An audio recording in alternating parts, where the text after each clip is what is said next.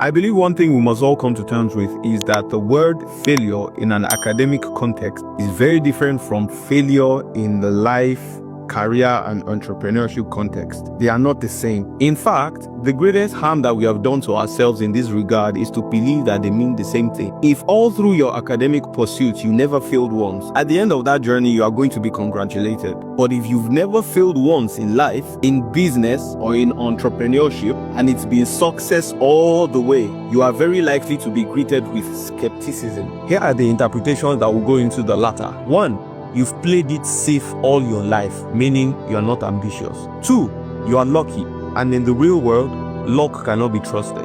3. You've not been battle tested, meaning you are a crisis waiting to happen.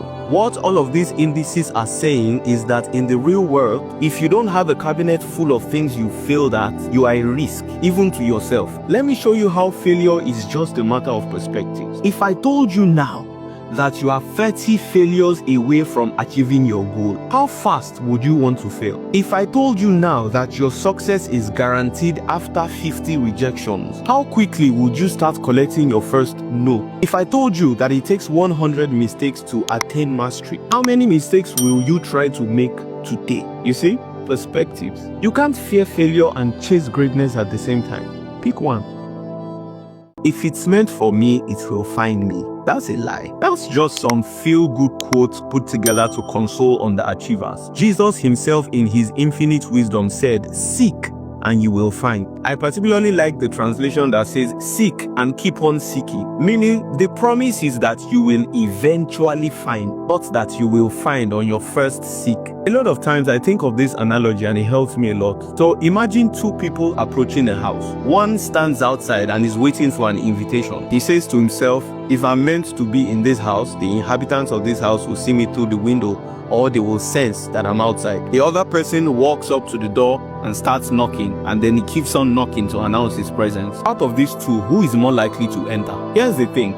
Realistically speaking, not every door will be presented to you, and not every door is meant for you. Some doors will remain shut no matter how hard you knock, and that's okay. The key is knowing where you belong and persistently seeking out doors that align with your purpose. Some doors are meant to close so you don't waste time in rooms that were not built for you. Some doors won't open because you haven't yet acquired the key, which could be skills, relationships, or wisdom. Some other doors will just remain locked to test your resilience. Did you know that Airbnb as a business idea was rejected over 1,000 times? Investors, banks, potential partners, they all rejected the pitch more than 1,000 times. Today, that company is worth $115 billion.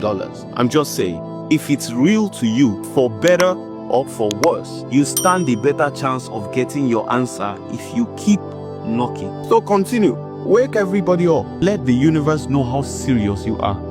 I've come to understand that there is a disconnect in most people's understanding of the word stewardship. What most people call stewardship is actually maintenance, and there are two different concepts. Maintenance invariably means keeping things as they are or preventing deterioration, but that's not stewardship. The evidence of stewardship is multiplication or expansion. That means whatever has been entrusted in your hands must birth other things. It's not enough that things remain the same with you or that they never diminish. That is not evidence of true stewardship. True stewardship means multiplication. It means your talent or gift must birth comfort for others. Your project must birth fulfillment. Your ideas must birth profit. Your money must birth more money. You must always have an expansion mindset. God says, "Be fruitful and multiply." If indeed we are seeds, then how many seeds have you seen reproduce just one fruit? None.